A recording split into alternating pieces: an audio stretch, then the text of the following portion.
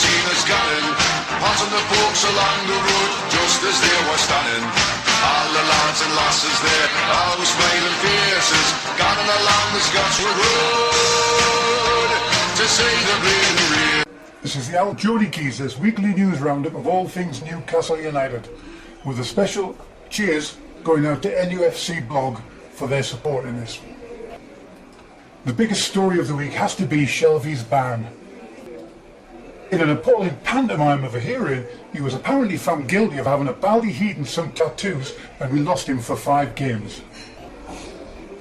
Check out my video with the details of this farce, and you'll come away knowing 100% what FA stands for when it comes to being just and fair.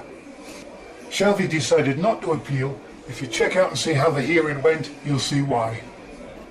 In our first match without Shelvey, we took a hit against Sheffield Wednesday. Having watched the match, I don't think I'd be quite so bothered about trying to find somebody to replace Shelvey as I would be trying to find a way to plug that bloody awful hole in our defence. The goals we give away these days are woeful. On the lighter side, Pardew was sacked from Palace. I'm very fortunate I've been blessed with the ability to laugh at other people's misfortunes, but the fact that he's walking away with between 3 and 5 million quid, depending on who you listen to, doesn't make me feel quite so bad about doing it. I might, however, have a bit of a giggle at the Palace fans who've been landed with Fat Sam as his replacement. And to top things off quite nicely, Newcastle United put an announcement on their website saying that Pardew hadn't been doing quite so well at Palace and that he'd been sacked.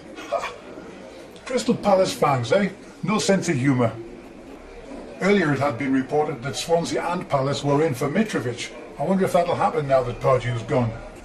Mitrovic arrived on Tyneside in July 2015, saying how much he wanted to come here and play like Shearer. Well, considering they're both in the stands looking at what's going on the pitch, I think it's mission accomplished there, mate. Throughout the last couple of weeks, we've been linked with Snodgrass, Delph, Judge and Gusted. As I'm making this, apparently Gusted has gone somewhere else, so we can forget about him. But we are waiting for the nod on a loan for Loftus-Cheek. It looks like Adam Armstrong's going north of the border on loan. I doubt if he'll be going to Rangers, what with our history. However, what about Hearts? Rolando Aarons has been rebailed for his involvement in a city centre brawl. I hope this is just a one-off for the lad. I'd hate to see him turn out like Ranger or Carroll, Bellamy, Nolan, Taylor, Barton. We've had a few. Atsu has been saying all the right things to try and push through a transfer to Newcastle United. Go on, son, go for it. Just a quick word about mercenaries in the game. Bring them on. We could do with 2 or 3. If it means winning a trophy after we've got promotion, great stuff. Mercenaries, no problem. Now a quick word on one of my favourites, stats. The only stats that matter are these ones, okay? Anything else, forget about it. Spats. What a waste of time. The Yank invention used to fill the time where their sportsmen get oxygen every 30 seconds. Cracking comment from one of the fans about Diame following his run of form. He's gone from Sissoko to Messi in a week. Brilliant. There's been talk about bringing in a couple of decent Premier League players. Don't get your hopes up too much on that. Anybody willing to take the drop to the Championship from the Premier League is either not getting regular football with his team or he thinks his team's going down. So do we really want him? Newcastle United had their Christmas party, fancy dress apparently. Rafa went as Pavarotti, I can see that. Shelvey went as a very convincing Voldemort. However, not every player got it quite right. Apparently Sells turned up dressed as a goalkeeper. Looks like Graham Carr is finally calling it a day as our chief scout. No matter what you say, he brought in some cracking players into the club. It's just a shame that he handed them over to a bunch of managers that were complete tossers. Bloggers and journals take note. You can talk about Rafa's favourite starting 11 as much as you like. He doesn't have one. That's what player rotation's all about. One blogger is claiming that Perez hasn't had a very good season. He's justifying this by comparing him to Gale. That's the same Gale who's the top scorer in the Championship. That's a bit like saying Suarez and Neymar aren't having a very good time at Barcelona because they've got a guy there called Messi. Rob Elliott says he's come back to a completely different club. I thought he was talking about the spirit, the spirit in the camp and the dressing room, that type of thing, but he's not.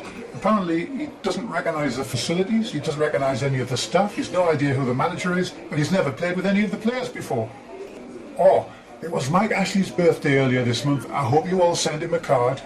First transfer over the line, young Juanito joined us from the third tier of Spanish football. Now either this is an absolutely amazing scout or he's Rafa Benitez's nephew. Let's wait and see on that one. It's been said that Sissoko has been the biggest flop of the year. 30 million quid in the bank would suggest otherwise. Carver, during the week, first compared himself to Rafa Benitez and then referred to himself as Sir Bobby Robson's number 2. Oop, bit of an unfortunate phrase there. Especially coming from a manager who wasn't even going through the motions when he was in the position. Well, this is this week's Newcastle United news roundup from the Old Geordie Geezer. Check out my other videos on the YouTube Old Geordie Geezer channel, and a final cheers from NUFC blog for their support. Cheers, and ta-da. All the lads and lasses there, all smiling faces, coming along the Scotchwood Road. There's a bleeding